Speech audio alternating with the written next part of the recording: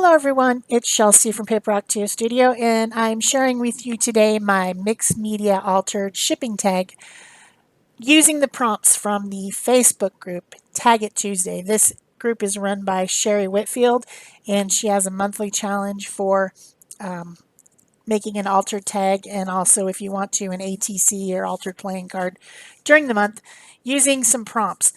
The rules are that you can use any of these 4 prompts and you have to use 2 of them, but you don't have to use all 4. I just always use all 4 because I'm used to doing much larger challenges with many more prompts, so it's fine with me to use them all. The first one was to add numbers, and I am starting out with a tag that already had some reds and oranges and pinks type grungy looking background over some very roughly applied heavy gesso. This is a tag that's just in my stash and I grabbed it. I was interested in the colors today, kind of reds and oranges for some reason.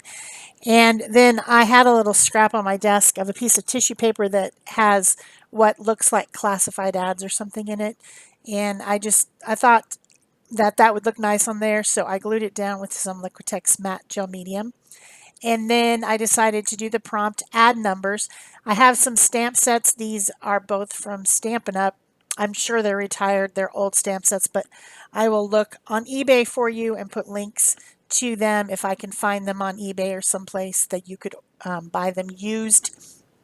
Stampin' Up discontinues everything really fast. So there's lots of people out there who have discontinued stamps that they want to sell, so you might be able to find them.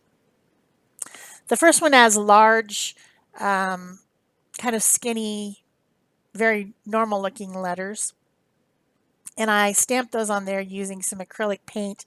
I mixed some titanium buff with some sort of a coral color of paint and applied that to my stamps using a cosmetic sponge and just pouncing up and down to get the paint on there. And then once I was done stamping with them, I quickly cleaned them with a baby wipe to get all the acrylic paint off.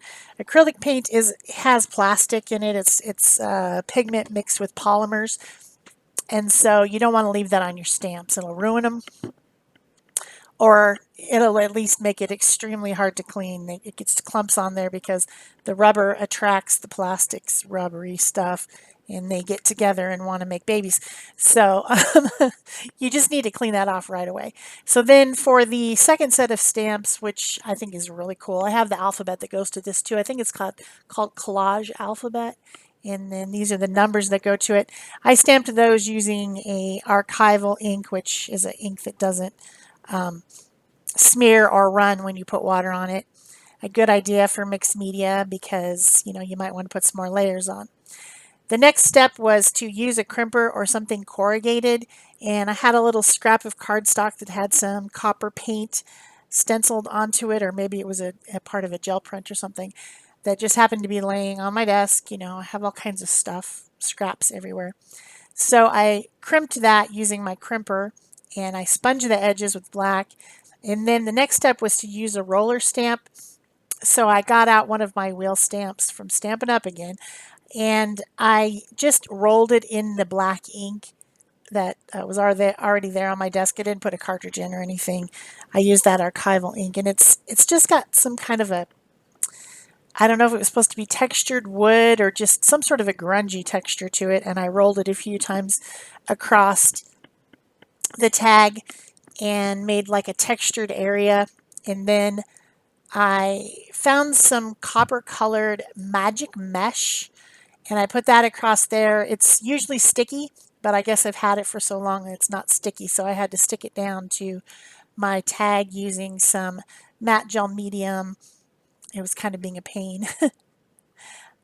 It worked much better when it used to be sticky. You just stuck it right down there and didn't have to worry about it. But I've recently been kind of cleaning up my studio and I'm finding things that I'd forgotten existed. So that's one of the things. I found a whole bunch of that magic mesh stuff. I figured I'd better use some of it. Sorry I'm off the screen here a little bit. I zoomed in the camera and then forgot how close it was zoomed in. So sorry about that. So I've created kind of a little focal point area through the center part of my tag, not quite half, a little bit below half.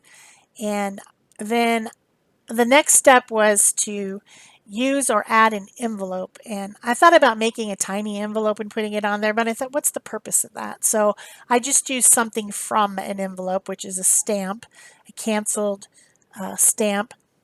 And it has some flowers on it. It's a forever stamp from the United States. I can see the cancel marks on it, and I tore it off of an envelope. So to me, that's part of an envelope. I used an envelope. It happened to be the stamped part. I don't know. Prompts are loosely interpreted by me. I might do something really crazy, so you just never know. I sponged the edge of the whole tag with some of that same black ink to stay with that kind of grungy, distressed look that the tag has. And then I decided it was just too plain and it needed some more stuff on it. So I took my fine tip black Posca pen and I started drawing some flowers that are imitating the ones that are on the stamp. I figured I'd, carry through that type of a look of what's on the stamp. I don't know what kind of flower that is or what kind of flower it's supposed to be, but it has multiple layers of petals radiating out from the center. So then I got out some Posca pens. I have a lot of colors of Posca pens from different sets. And I wanted to still stay with the orangey, yellowy, pinky colors of the tag, reds.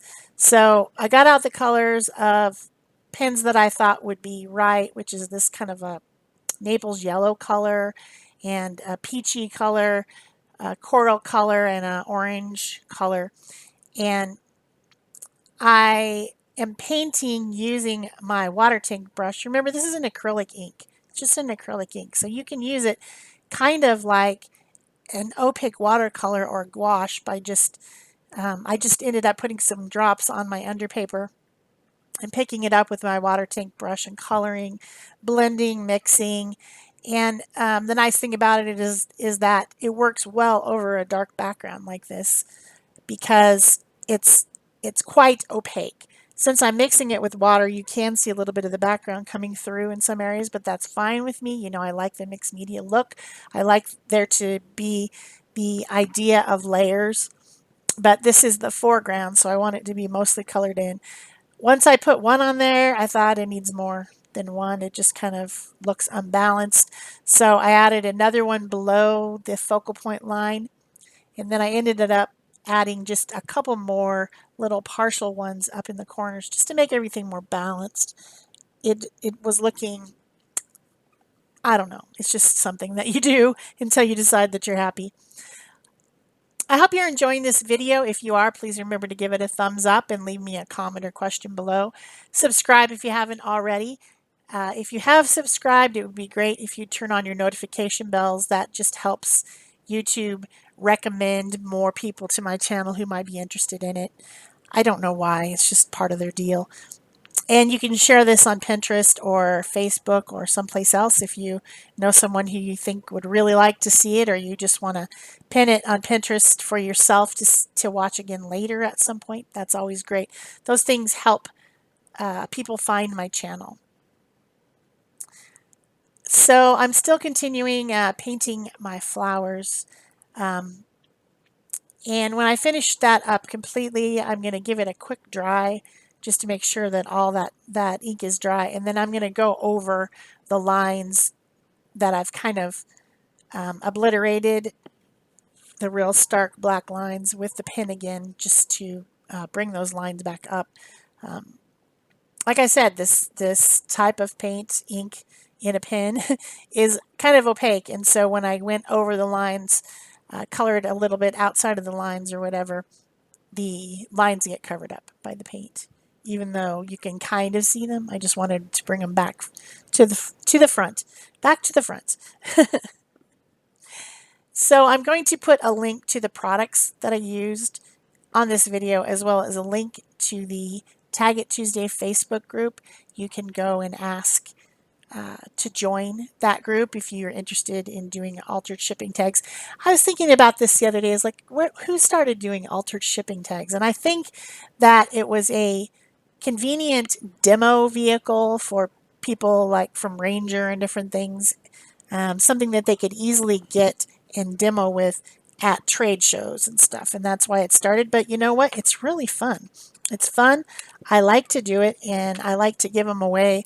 They're, they're good little original art keepsakes, and people can also use them as bookmarks. So I tend to make them, and I have a lot of them, and I give a lot of them away. So it's just a little fun piece of art to do each month. And so I think I recommend it. I recommend joining the group. So I went out and looked in my bucket of these are sari ribbon yarn. So you take a silk sari, and that's nobody wants anymore.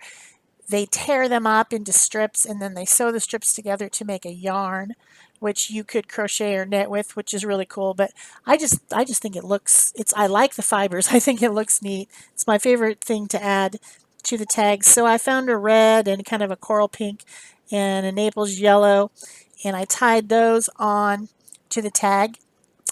Then I thought it still needs something just right down here where this focal line is just bugging me. So I went and I grabbed a bucket full of paper flowers that I have. Getting a little bit more organized, I actually could find this bucket of paper flowers. First try, I could find it. And I layered up a few of them in orange, a red, and a yellow. And then on my desk, I have this little plastic bag with some different charms and different little stuff in it that was sent to me in Happy Mail. And I found a number charm, which I thought would be good to put on. And I also found a paper fastener, an interesting paper fastener. So I put the flower together using the paper fastener, and then I just glued it on. Rather than punching, I could have, attached it to the tag by punching and putting it on that way, but I figured glue would be good enough. And then I used a piece of yarn to tie the little number 3 charm to the tag up near the fibers because, numbers, it has numbers all over it. And then the last thing I did was to cut a black layer to glue to the back. I usually do that before I put the ribbons on, so it's kind of got a bump at the top, but I wasn't thinking. I like the look of having a back on it, having a little layer around everything like a border, and also it covers up the ugliness on the back, which you can see there was some paint on there and just stuff. It just gets all gunky. I can never keep the backs of them clean, ever, ever, ever. So I like to do this layering bit. Glued that on, trim the edges, and this tag is pretty much done. I hope you enjoyed it, and I will see you in a few days with my next project. That's it for me. Thanks. Bye-bye.